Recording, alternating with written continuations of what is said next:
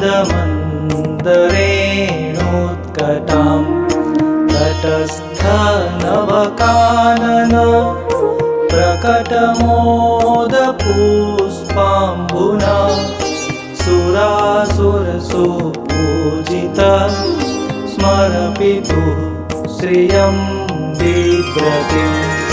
कलिन्दगिरिमस्तके पतदमन्दपूरोज्ज्वला विलासगमनोल्लसत् प्रकटगण